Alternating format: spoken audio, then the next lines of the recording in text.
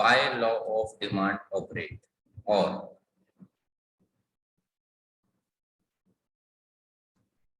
why negative relation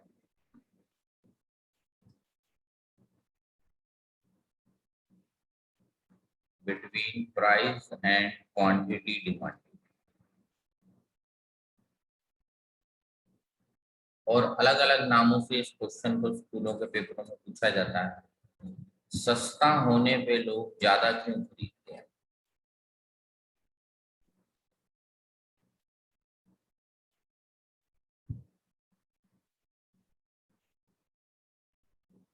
तो सब क्वेश्चनों का आंसर एक ही है,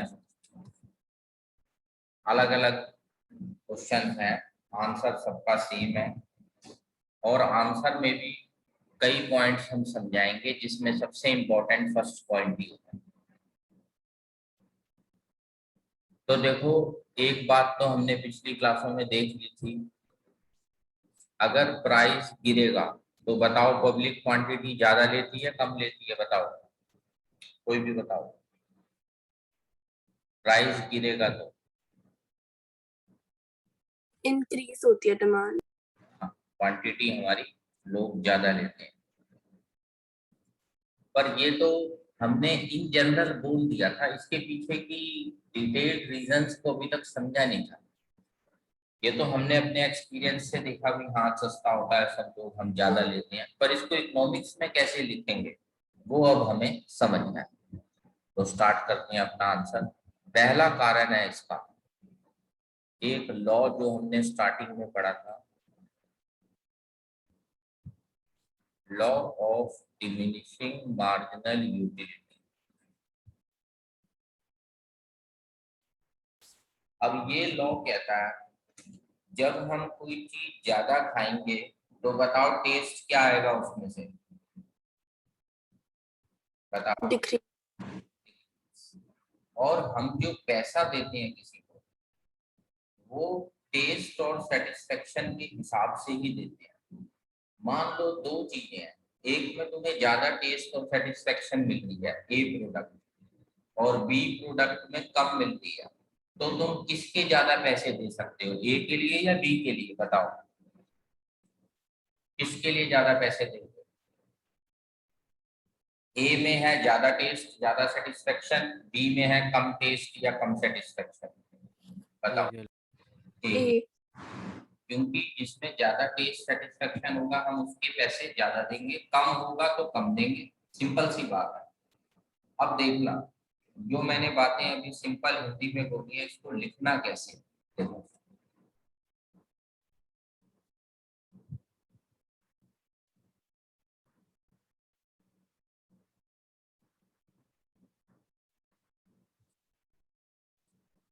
जब हम क्वांटिटी ज्यादा खरीद लेंगे, ज्यादा खा लेंगे उस प्रोडक्ट को, तो सेटिस्फेक्शन क्या आएगी? बताओ। मार्जिनल यूटिलिटी मतलब टेस्ट या सेटिस्फेक्शन आम लैंग्वेज में, बताओ बढ़ेगी कम होगी ज्यादा खाने में?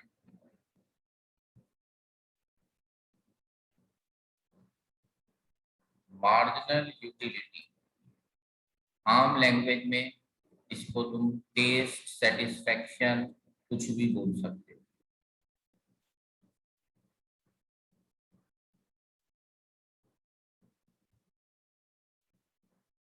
वो हो गया कम।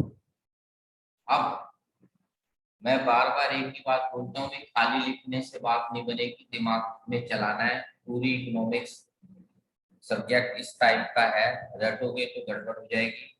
दिमाग में चीज को एक बार बसा लिया, समझ लिया, तो फिर कोई टेंशन नहीं होगी पूरे साल।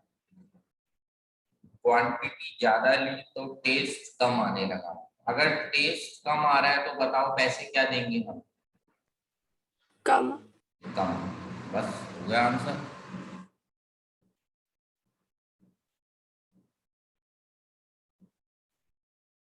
When marginal utility decrease,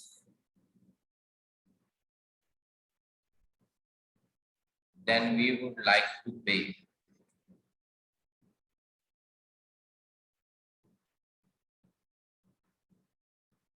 less price only।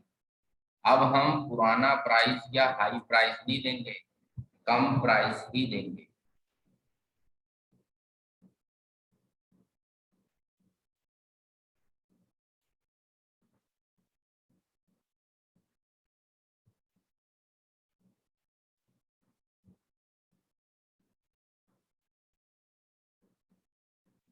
जो बाद में आए हो भी एक बार फिर सुन लो।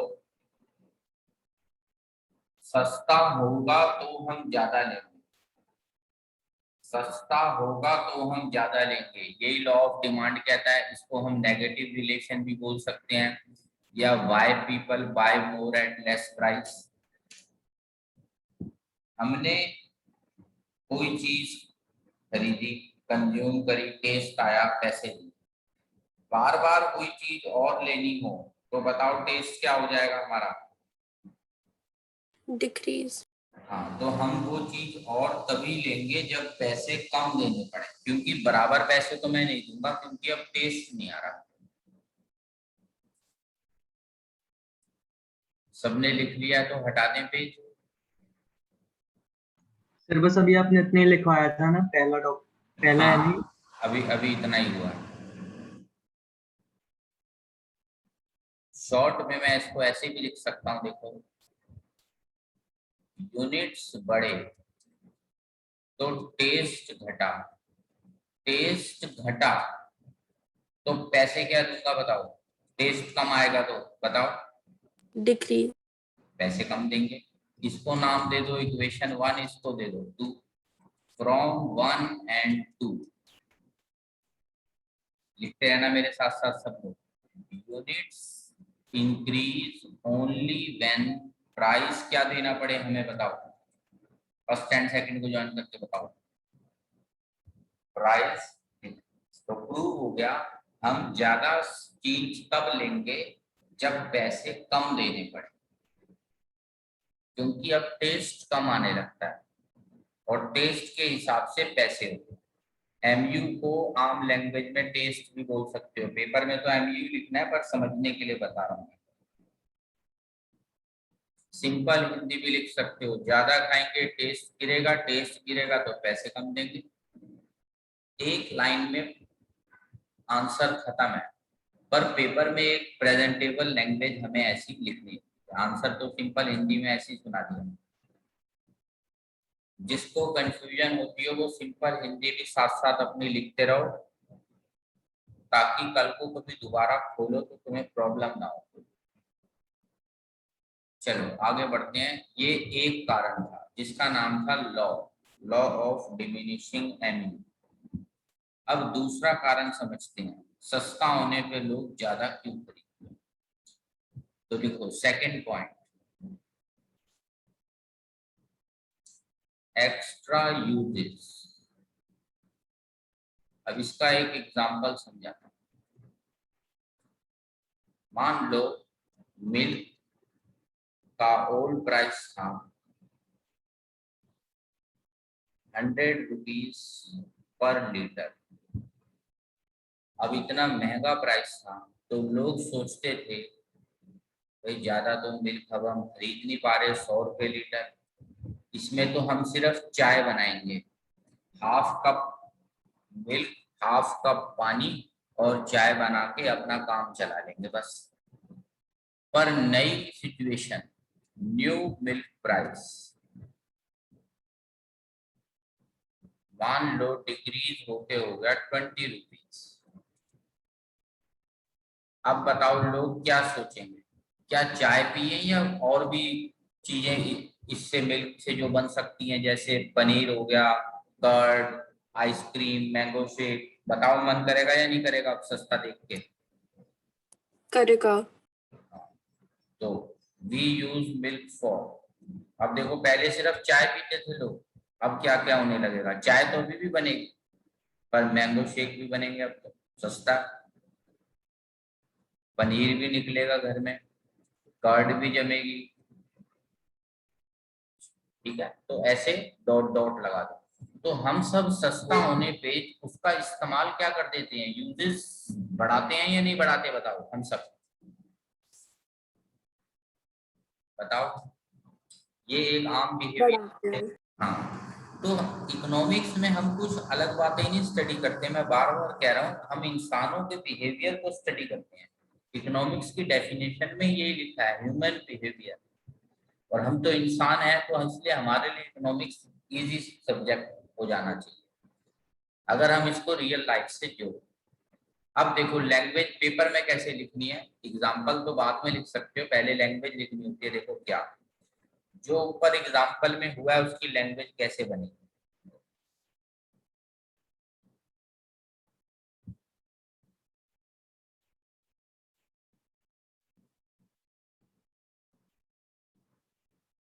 अपनी भी इंग्लिश को सिंपल बना सकते हो, कोई बड़ी बात नहीं होती। बताओ क्या लिखे, प्राइस गिरा तो पब्लिक उसके यूज करना बढ़ा देगी या घटा देगी, बताओ। बढ़ा। बढ़ाएगी। increase, हाँ, इस चक्कर में अब क्वांटिटी क्या खरीदती है पब्लिक, बताओ। अब कितनी क्वांटिटी खरीदेंगे, ज्यादा या कम। ज़्यादा, हाँ, तो प्रूफ हो गया। देन पीपल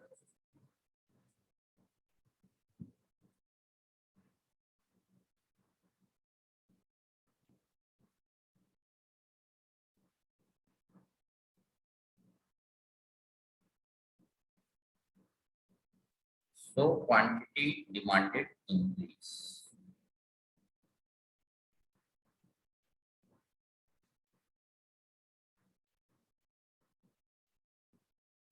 उसके बाद फॉर एग्जाम्पल करके, वो तो हमने लिख ही रखा है, एग्जाम्पल वैसे बाद में लिखते हैं, और समझाने के लिए मैं एग्जाम्पल पहले समझाता हूँ ताकि इजी हो जाए तुम्हारे लिए लैंग्वेज बनाना।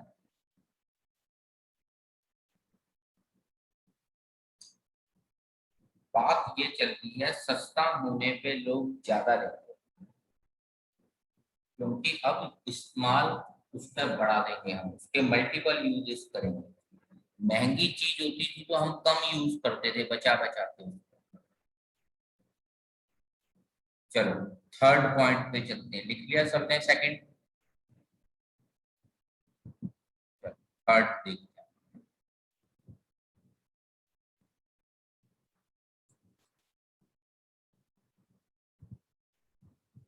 Extra buyers.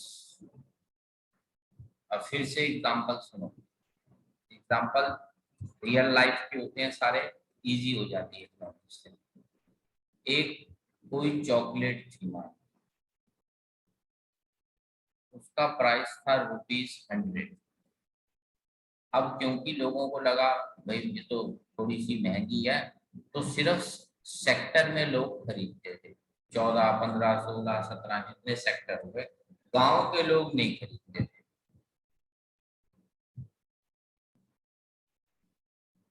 अब मान लो वो चॉकलेट हो गई न्यू प्राइस,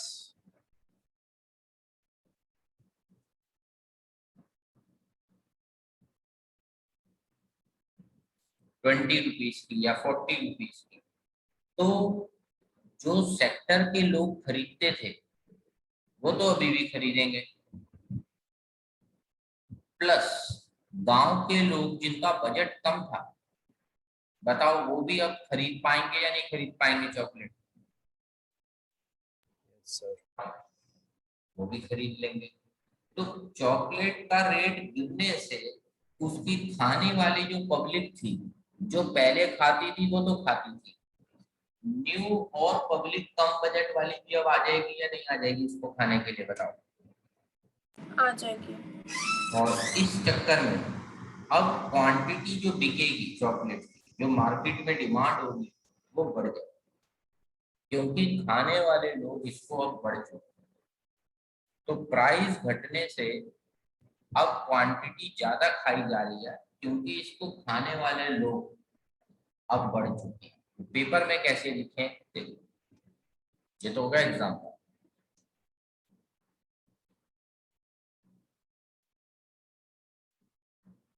सब हमारी रियल लाइफ की बातें हैं।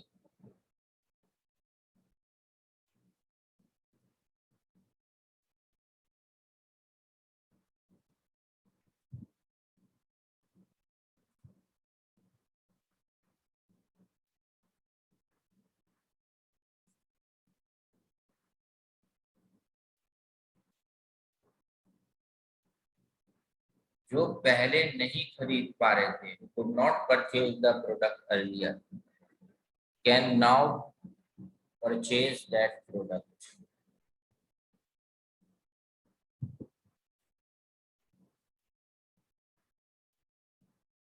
So number of buyers increase, and this increase quantity demanded. Quantity ज्यादा बिकेगी, अब डिमांड ज्यादा आएगी।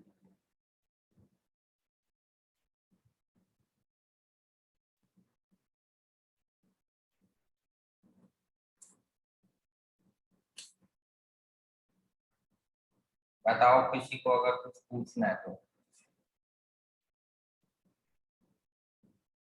और सिंपल हिंदी किसी ने लिखनी है अपने लिए रफ, तो वो लिख सकता है, जब प्राइस गिरेगा, व्हेन प्राइस डिक्रीज, तो इसको खरीदने वाली पब्लिक बढ़ जाती है, कम बजट वाले लोग भी आ जाते हैं, इसलिए इसकी क्वांटिटी डिमांडेड बढ़ जाती है।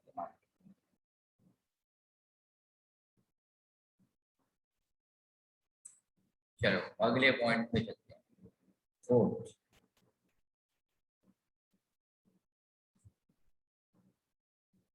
Income effect.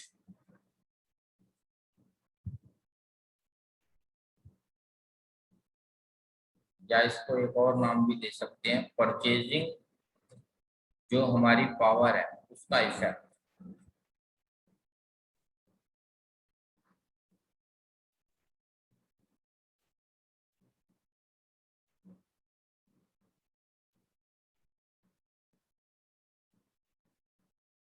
ये बताओ, जब कोई चीज सस्ती हो जाती है, मान लो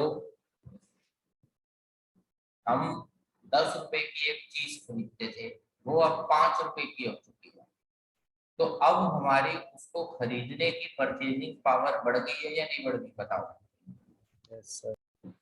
खरीदने की ताकत हमारी बढ़ गई है, तो बंदा सोचता है यार अब तो मेरी खरीदने की ताकत बढ़ गई है, सस्ता हो गया, तो इस ताकत का फायदा उठाओ और थोड़ा सा सामान ज्यादा खरीदो। तो ये हमारा मन जो है साइकोलॉजिकल हमें एक टाइप से ऑर्डर करता है, यार अब तो देख तेरा खरीदने की ताकत बढ़ गई है, तो फायदा उठा इस सिचुएशन का, कल को फिर रेट ना बढ़ जाए, इससे अच्छा आज ही अपना खा पी लेते हैं, थोड़ा एक्स्ट्रा ले लेते हैं प्रोडक्ट। ये साइकोलॉजिकल हमारा मन बोलता है। अब इसको इकोनॉमिक्स में कैसे लिखना है देखो।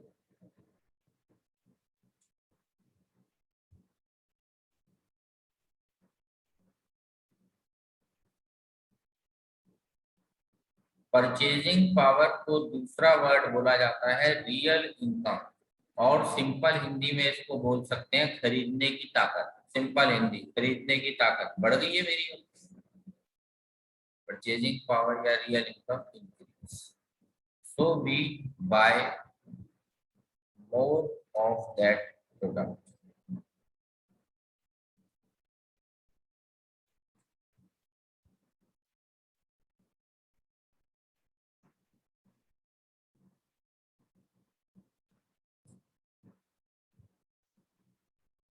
एग्जाम्पल,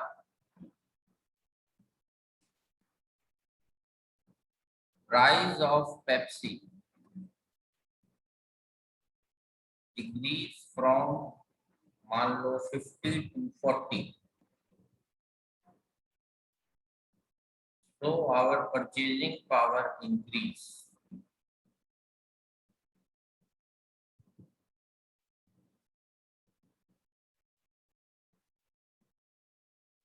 अब हम कहते हैं यार हम तो और पेप्सी ले सकते हैं, क्योंकि अभी पैसे एक टाइप से हमारे पास बच रहे हैं, पेप्सी सस्ती होगी तो पेप्सी को खरीदने की ताकत, ये साइकोलॉजिकल पॉइंट है एक टाइप से।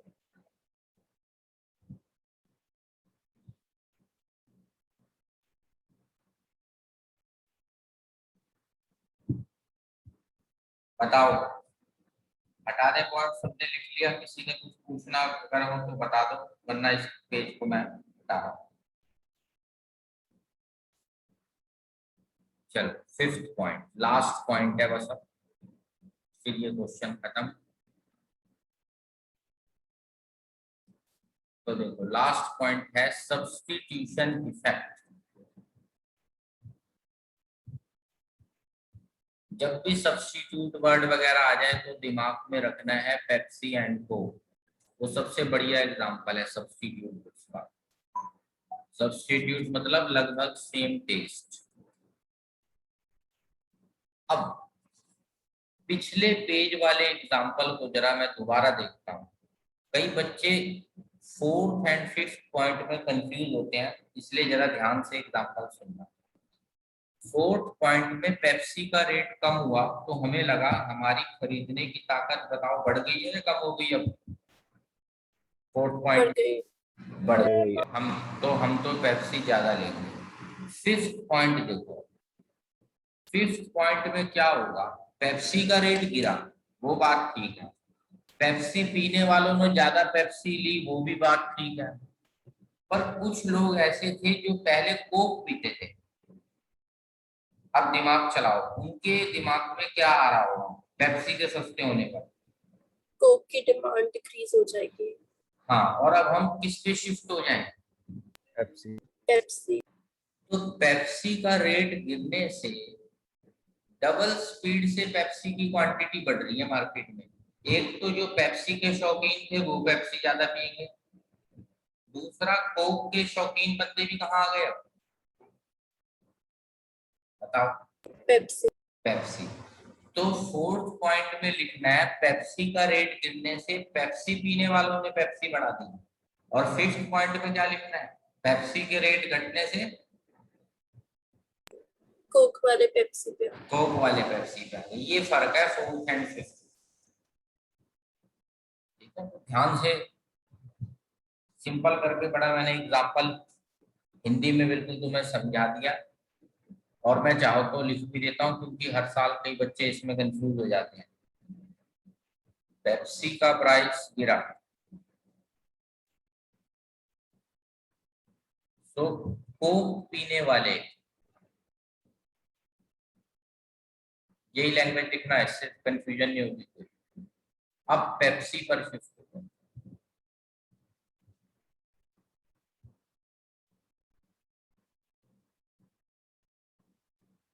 So quantity demanded of Pepsi increase.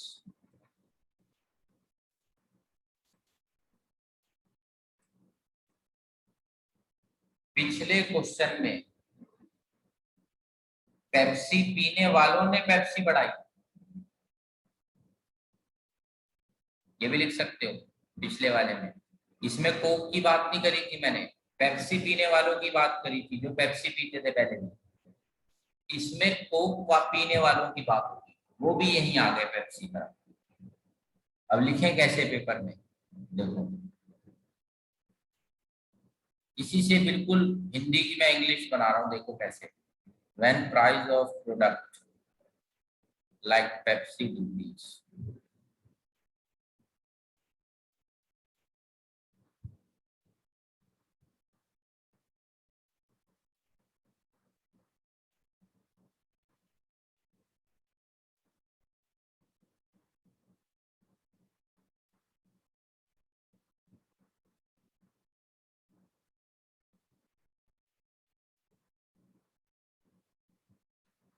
जो लोग पहले सब्स्टिट्यूट कोक पीते थे, बताओ आगे क्या लिखें, विल नाउ शिफ्ट टू, बताओ। पेप्सी। हाँ, तो लैंग्वेज बनाना कोई मुश्किल बात नहीं होती। Will now shift to Pepsi. तो quantity demanded of Pepsi increase, काम खत्म।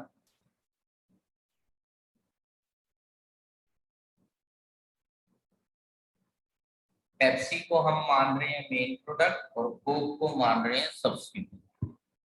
ठीक है, ये हो गया हमारा, जो पहले लिखते हैं वो होता है मेन प्रोडक्ट और जिस प्रोडक्ट को बाद में लिखते हैं वो होता है सब्स्टिट्यूट। और वैसे 3 पॉइंट्स पूछे जाते हैं बस, तो फिफ्थ पॉइंट में क्योंकि दिमाग ज्यादा चलाना पड़ता है, मैं बच्चों को कहता हूँ फिफ्थ पॉइंट अवॉइड ही करो, पहले चार में से उठा लो कोई भी तीन। फर्स्ट पॉइंट तो मेन है ही है, बाकी दो कोई और उठा लो। अब ये क्वेश्चन हमारा खत्म होता है कि प्राइस गिरने पे लोग ज्यादा क्यों खरीदते हैं। बताओ किसी को कोई पॉइंट पूछना है तो।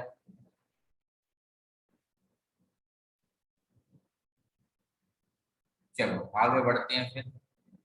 कोई बहुत वेरी इंपॉर्टेंट मैंने नहीं लिखवाया इसके ऊपर, वेरी इंपॉर्टेंट तो लास्ट क्लास में मैंने लिखवाया था, वो डायग्राम जो बनाए थे, इंक्रीज इन डिमांड और क्वांटिटी डिमांडेड, वो बहुत एक्सपेक्टेड क्वेश्चन। बाकी अब आज एक टॉपिक नया स्टार्ट करूंगा, उसमें बताऊंगा कौन सा क्वेश्चन 100% आना ही आना है। कुछ क्वेश्चन स्कूल वालों के हमें पता है वो फिक्स है, हर साल हर स्कूल वाले, क्योंकि उसके बिना चैप्टर अधूरा रह जाता है, वो क्वेश्चन देने ही पड़ते हैं। चलो फ्रेश पेज निकाल लो सब लोग, नया चैप्टर स्टार्ट कर रहे हैं। यूनिट सेम है, फिर सुनना, यूनिट सेम है, मैंने स्टडी मटेरियल में सेम यूनिट ही रखा हुआ है, पर अगर किसी के स्कूल में अलग अलग बुक्स होती हैं तो उनके हिसाब से नया चैप्टर है। डिमांड को एक्सटेंड करके ही बनाया गया अगला चैप्टर, जिसका नाम है इलास्टिसिटी ऑफ डिमांड। तो फ्रेश पेज से इसलिए स्टार्ट करना। अब इलास्टिसिटी, इस वर्ड को समझना है। मान लो हमारे सामने एक बॉल पेन का अगर तुमने स्प्रिंग देखा हो तो इस टाइप का गोल गोल गोल गोल घूम रहा होगा। अगर इसको तुम खींचोगे इधर से या इधर से, तो बताओ इसकी जो लेंथ है वो बढ़ेगी या नहीं बढ़ेगी, खींचेंगे तो स्प्रिंग को। बताओ बॉल पेन की स्प्रिंग को बढ़ जाती है। और अगर इसको दबा दें बिल्कुल, तो दब के छोटा भी हो जाता है ना इसकी लेंथ थोड़ी। यानी इस स्प्रिंग को हम बोलेंगे ये है इलास्टिक, जो कम ज्यादा हो सके, ठीक है, जो कम ज्यादा हो सके उसे बोलते हैं इलास्टिक। लिखते रहना ये सब चीजें, नहीं तो कंफ्यूज रहोगे हमेशा, ये कहां से बीच में इलास्टिक आ गया वर्ड। इलास्टिक का मतलब होता है जो कम ज्यादा हो सके। और मान लो हमारे सामने कोई ऐसी चीज पड़ी है जो बिल्कुल कम ज्यादा नहीं हो सकती। मान लो अभी तुम्हारे हाथ में फोन या लैपटॉप है, अब बताओ इसको तुम खींचो या दबाओ तो क्या छोटा बड़ा हो जाएगा लैपटॉप हमारा, बताओ। No sir. तो इसको इलास्टिक नहीं बोलते, इसे बोलते हैं इन इलास्टिक। ये कम ज्यादा नहीं होता है, ये तो टूट ही जाएगा, इसको ज्यादा तोड़ फोड़ करेंगे हम। पर बॉल पेन का स्प्रिंग इलास्टिक है, थोड़ा खींच भी जाएगा दब भी जाएगा, कम ज्यादा नहीं हो सकता।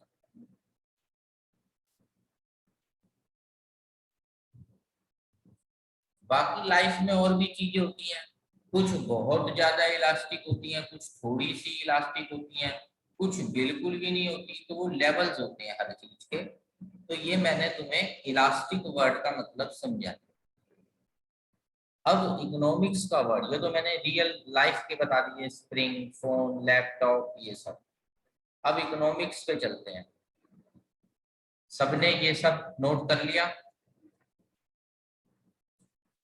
बताओ।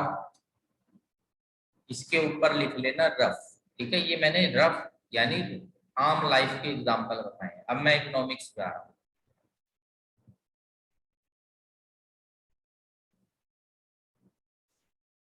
अब इकोनॉमिक्स की बात स्पेसिफिक है।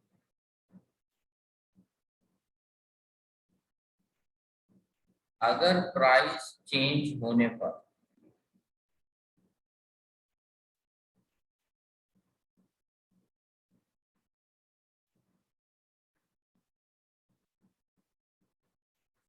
क्वांटिटी बहुत ज्यादा इंक्रीज डिक्रीज हो जाए, बताओ क्या बोले? क्वांटिटी यानी जो उसकी लेंथ है बहुत बढ़ और घट सकती है, तो इलास्टिक बोले या ना बोले? बोलेंगे। बोले। बहुत ज्यादा अप डाउन हो रहा है तो इलास्टिक। क्वांटिटी चेंज ना हो, अप डाउन नहीं हो पा रही, तो ऐसे में उस चीज को क्या बोले हम फिर? In elastic. या थोड़ा बहुत हो रही है तो थोड़ा सा इलास्टिक है, बस। वो वर्ड्स क्या होते हैं मैं धीरे धीरे समझाऊंगा। तो मेन बात क्या है? Main point, check response of quantity. अगर क्वांटिटी बहुत ज्यादा अप डाउन करे, बहुत बढ़ जाए बहुत कम हो जाए, तो बताओ क्या बोलेंगे उस चीज को? इलास्टिक या इनइलास्टिक? इलास्टिक। इलास्टिक। और अगर क्वांटिटी रिस्पॉन्स ही नहीं दे रही, अड़ गई, जैसे हमारा लैपटॉप और फोन है, उसकी जो डायमेंशन है वो वही है, वो फिक्स है, वो प्लस माइनस नहीं हो सकती डायमेंशन, तो वो फिर इन इलास्टिक वाली बात है। तो इकोनॉमिक्स में क्वांटिटी पे फोकस रहेगा। अब देखो डेफिनेशन लिखता हूँ अगले पेज पे, साथ साथ सब सिंपल हिंदी भी नोट करना, नहीं तो पछताओगे बाद में, मैं फिर बोल रहा हूँ। स्टडी मटेरियल में, बुक्स में सीधा लैंग्वेज होती है एकदम ऑफिशियल, वो नहीं समझ में आती है एक बार में। सिंपल हिंदी, आम लैंग्वेज, आम एग्जांपल जो मैं समझाता हूँ, उसके बाद लैंग्वेज पढ़नी होती है, तब समझ आती है। तो लिखो, इलास्टिसिटी ऑफ डिमांड मीन्स, अब definition.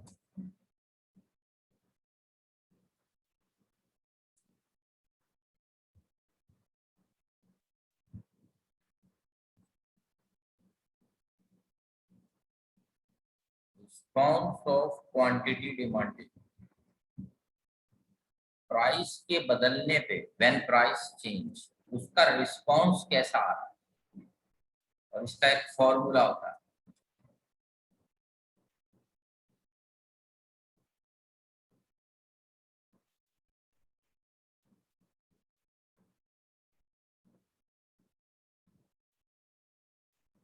Percentage change in quantity upon percentage change in price.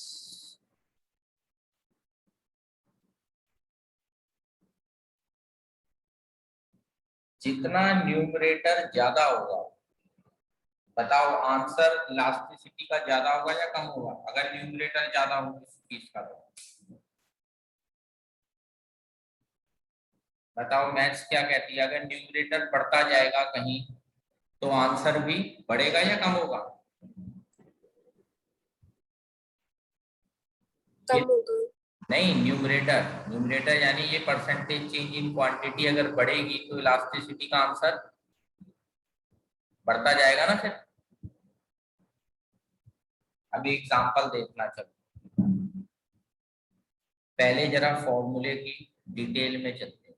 ये तो हुआ इसका फॉर्मूला, और इसके मेथड का नाम है इसका परसेंटेज मेथड, और दूसरा नाम है प्रोपोर्शनेट मेथड।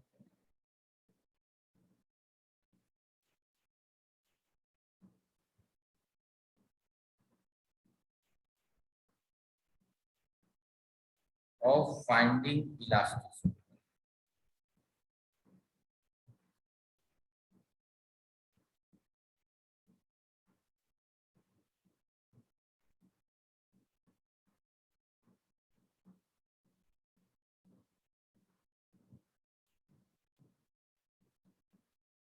चलो अब हम इस फॉर्मूले की थोड़ी और डिटेल में चलते हैं अगले पेज पे। ये तो हमारे मेथड का नाम है और ये बेसिक फॉर्मूला।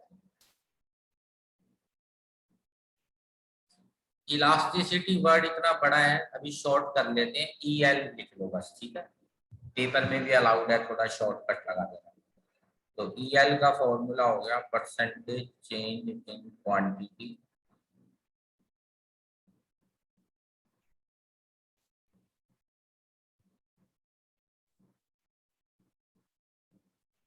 ये फॉर्मूला। पर अब कुछ इससे हम और भी डिराइव करेंगे। अब साइड में लिखो एक और फॉर्मूला, परसेंटेज चेंज अगर किसी चीज का निकालना हो तो उसका मैथ्स फॉर्मूला देती है चेंज अपॉन ओल्ड इनटू 100। जैसे मान लो हमारे पहले मार्क्स थे 10, अब हो गए हैं 12। कितने से जंप हुई है बताओ हमारे मार्क्स की? 2. 2 से जंप हुई है। अब इसको परसेंटेज में कैसे बोलेंगे? 10 से 12 हो गए हमारे मार्क्स, तो परसेंटेज में बोलेंगे 2 का चेंज आ गया अपॉन ओल्ड मार्क्स कितने थे हमारे? 10 10 इंटू 100। तो कितने परसेंटेज जंप आ गई बताओ हमारे मार्क्स में? 20.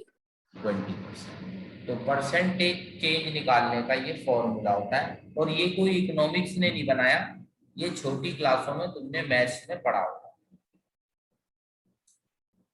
और भूल गए हो तो फिर ये थोड़ा ध्यान रखना है formula percentage change.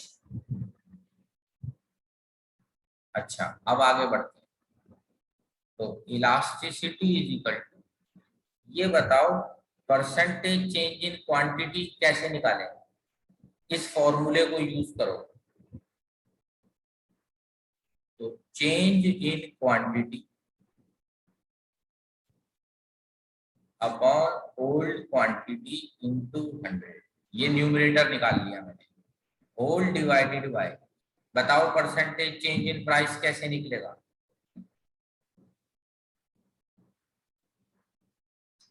Change in price upon old price into 100।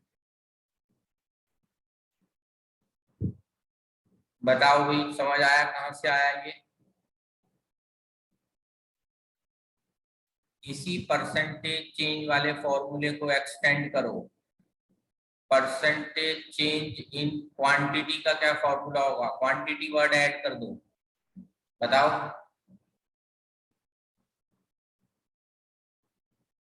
Change in quantity upon old quantity into 100। ये जो परसेंटेज चेंज वाला फॉर्मूला है उसको क्वांटिटी के ऊपर लगा दो।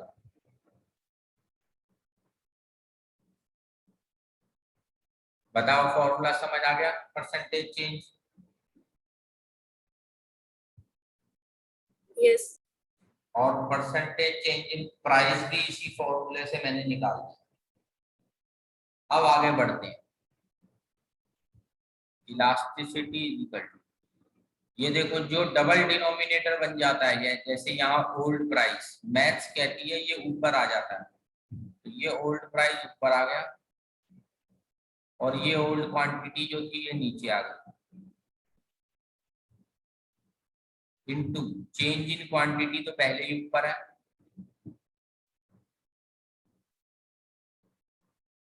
और चेंज इन प्राइस ये नीचे पड़ा हुआ देखो डिनोमिनेटर में। तो ये एक डेरिवेशन बन गई। एक है ऊपर वाला फॉर्मूला और एक है नीचे वाला फॉर्मूला, दोनों आपस में कनेक्टेड है।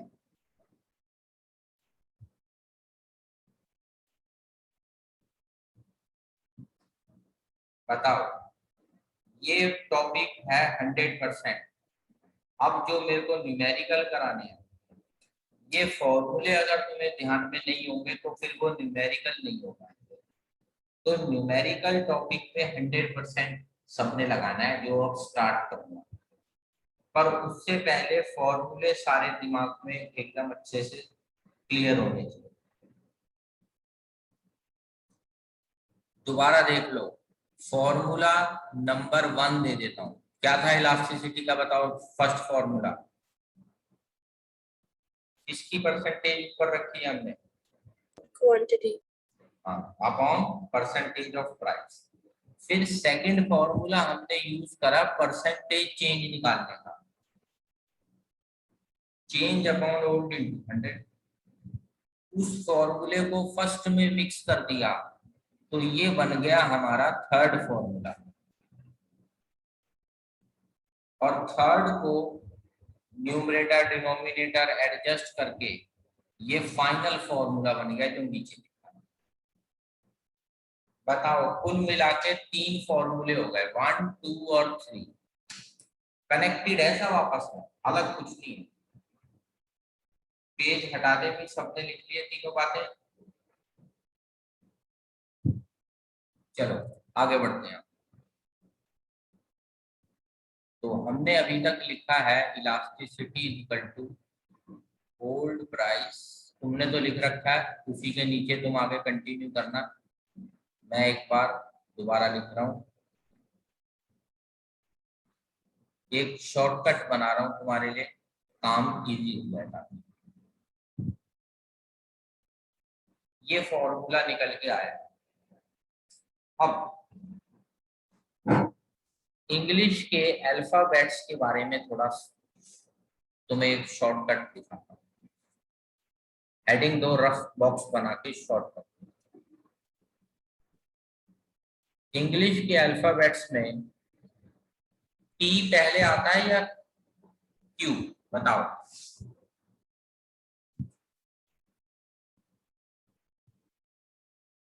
क्या होता है, पी क्यू आर ऐसे ही होता है ना। कौन पहले आता है इंग्लिश में, टी या क्यू? P. टी। तो ये तो बात हम सबको बचपन से ही पता है, टी पहले आता है। तो शॉर्टकट क्या है, देखो elasticity is equal to P ऊपर रहेगा क्यू नीचे रहेगा, पी ऊपर क्यू बाद में,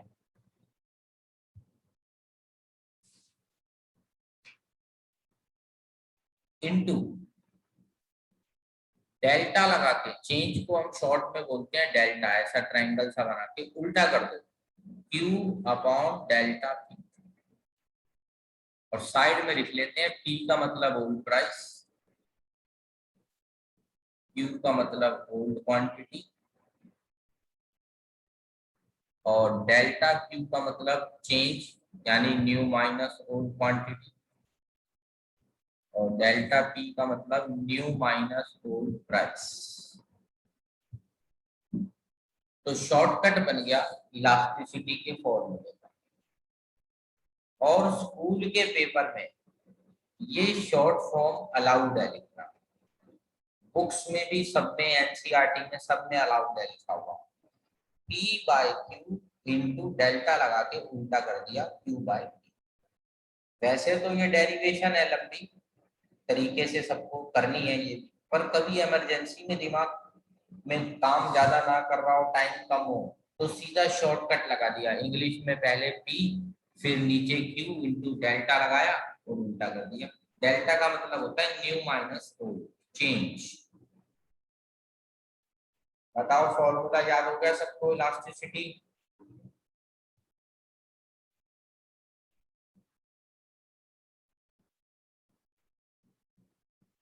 चलो अब हम आगे बढ़ते हैं।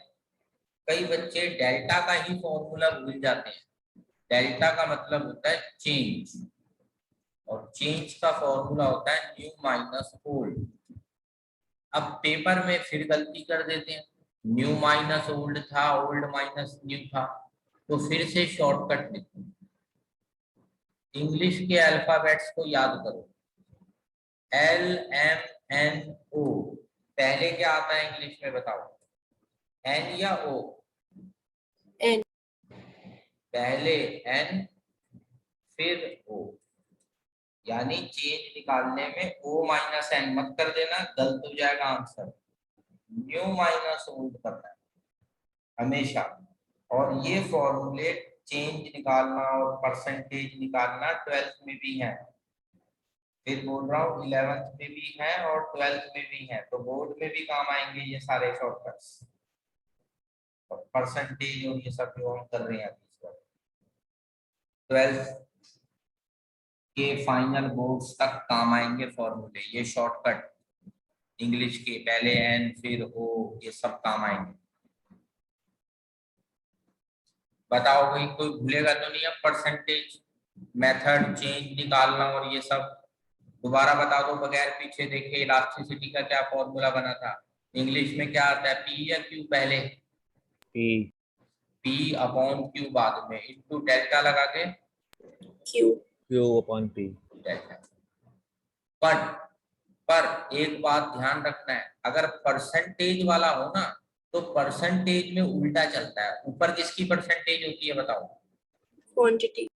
हाँ, ये गड़बड़ मत कर देना, इसमें इंग्लिश नहीं लगानी। ये सिर्फ पी बाई क्यू वाले में है, परसेंटेज वाले मेथड में क्वांटिटी ऊपर है। अब ये सारे फॉर्मूले तुम्हारे सामने एक बार फिर से मैंने लिख दिए। अब मुझे ये नहीं पता पेपर में वो किस तरीके वाला फर्स्ट फॉर्मूले का पूछेगा, सेकंड फॉर्मूले का पूछेगा, ये नहीं पता, पर पूछना जरूर है स्कूल में। तो हम प्रैक्टिस दोनों मेथड्स की कर लेते हैं, कनेक्टेड है वैसे तो, ताकि स्कूल का एक 100% कंफर्म क्वेश्चन हमारा सॉल्व हो जाए। चलो क्वेश्चन स्टार्ट करते हैं नेक्स्ट पेज से। क्वेश्चन 1 कोशिश करनी है, मैं तो बोर्ड पे करूं भाई, मेरे से पहले भी अगर कोई आंसर निकाल दे तो बहुत अच्छी बात है, उसका कॉन्फिडेंस भी बच्चे का बढ़ेगा और वो गलती भी नहीं करेगा क्योंकि वो साथ साथ प्रैक्टिस कर रहा है।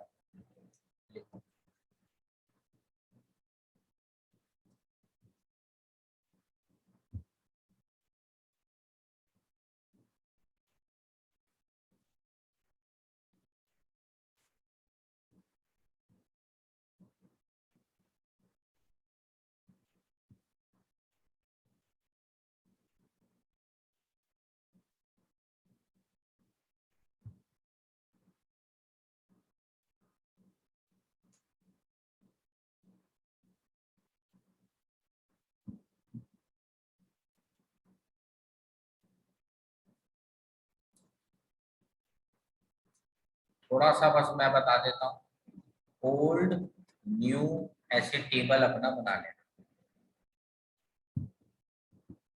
और चेंज का भी टेबल चाहो तो बना सकते हो।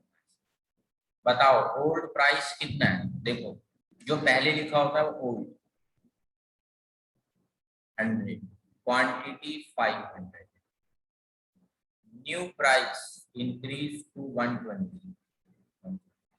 न्यू क्वांटिटी कितनी होनी चाहिए बताओ? 200 होनी चाहिए या 300? बताओ इस क्वेश्चन में new quantity 300. 300।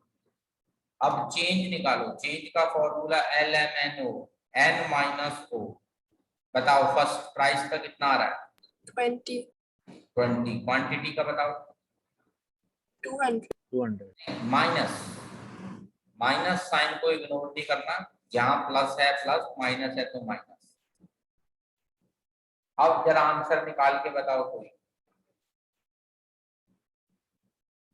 P by Q वाला मेथड लगा लेते हैं। पी और क्यू ओल्ड होते हैं, तो old price 100, old quantity 500, delta Q minus 200, delta P 20। Answer हमेशा इलास्टिसिटी का माइनस में ही आएगा। क्या कोई सोच सकता है ऐसा माइनस ही क्यों आएगा? हर बार माइनस आएगा, बताओ किसी के दिमाग में कोई आइडिया आ रहा हो इसके बारे में?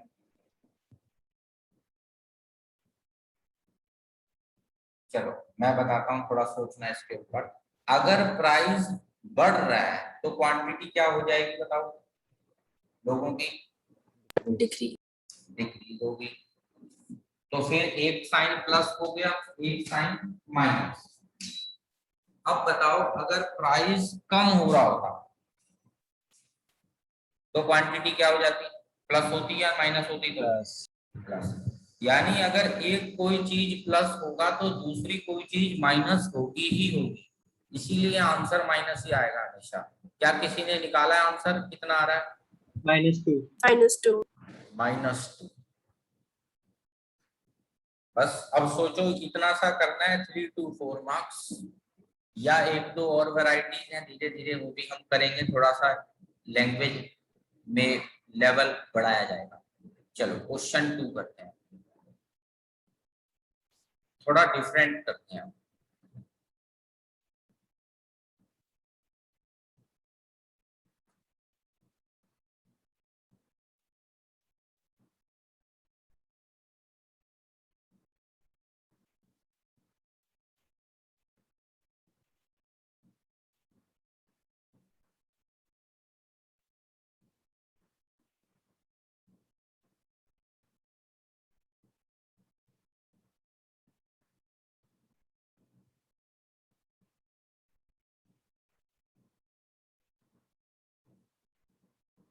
अब की बार इलास्टिसिटी की बना और न्यू क्वांटिटी मिसिंग है। कोई बात नहीं, हमारा तो जो तरीका है हम वही फॉलो करेंगे। प्राइस क्वांटिटी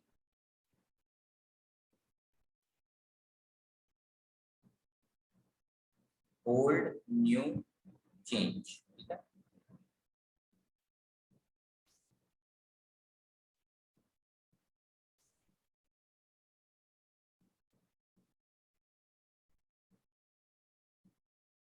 देन प्राइस कितना ले बताओ, न्यू प्राइस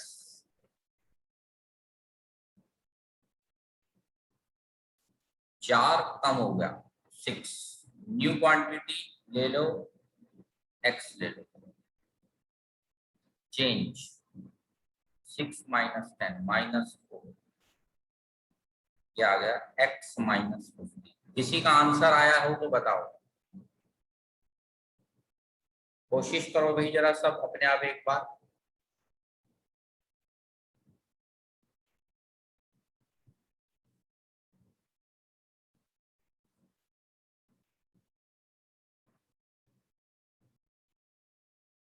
P और Q ओल्ड होते हैं, तो ओल्ड प्राइस 10, ओल्ड क्वांटिटी 50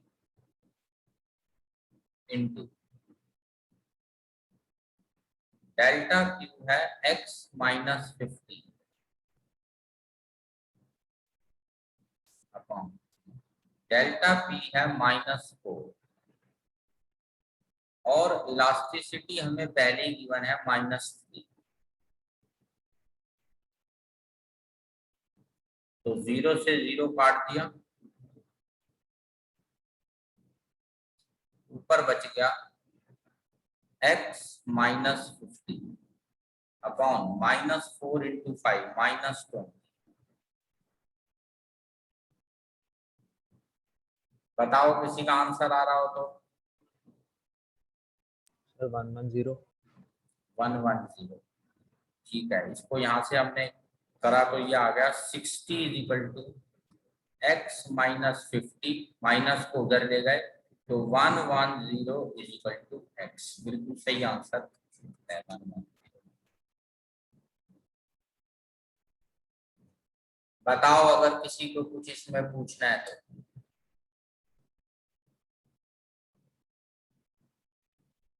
तीन से 4 नंबर का 100% लिख लो।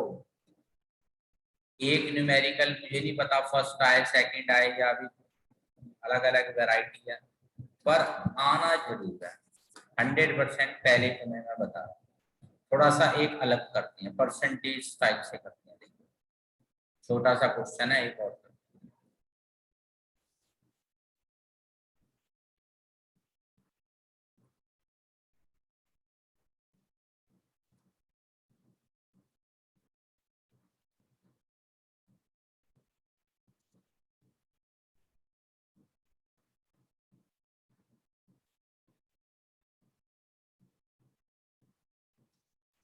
अब इसमें परसेंटेज चेंज गिवन है तो वही फॉर्मूला यूज कर लेते हैं, परसेंटेज चेंज इन प्राइस निकाल लेते हैं।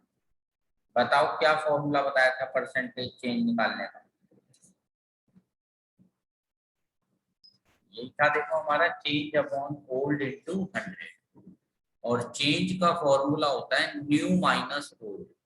तो 7 - 10 चेंज आ गया अपॉन ओल्ड है 10 इंटू 100, यह आ गया -3 इंटू 10 -30%।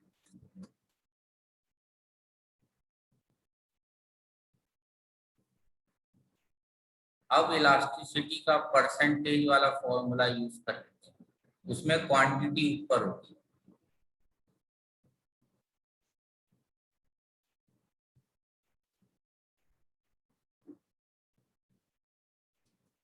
तो percentage change in quantity question में ही गिवन है, देखो 50%, तभी मैंने परसेंटेज वाला मेथड यूज करा, क्योंकि क्वेश्चन में क्वांटिटी की परसेंटेज पहले ही गिवन थी, ये देखो, तो इसीलिए परसेंट वाला मेथड इजी रहता है।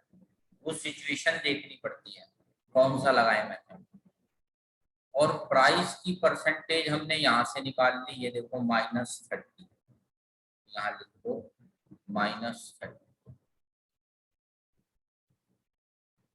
इसको सॉल्व कर लो, कितना आ रहा है देखो आंसर, पॉइंट्स में आ रहा होगा कुछ, देखो सॉल्व करके जरा कैलकुलेटर से या फोन में कर लो, चाहे या हाथ से कर लो।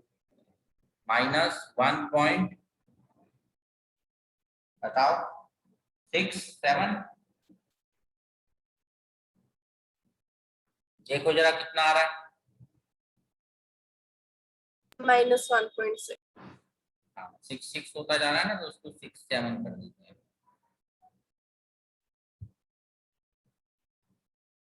बताओ सिंपल है यहाँ तक के मेथड हमारे। Yes sir. चलो आज यहीं तक करते हैं। कुछ स्टडी मटेरियल में सॉल्व क्वेश्चन है, वो मैं मैसेज अभी भेज देता हूँ कौन कौन से पेज पे कौन से हैं, वो सब अपने ट्राई करो।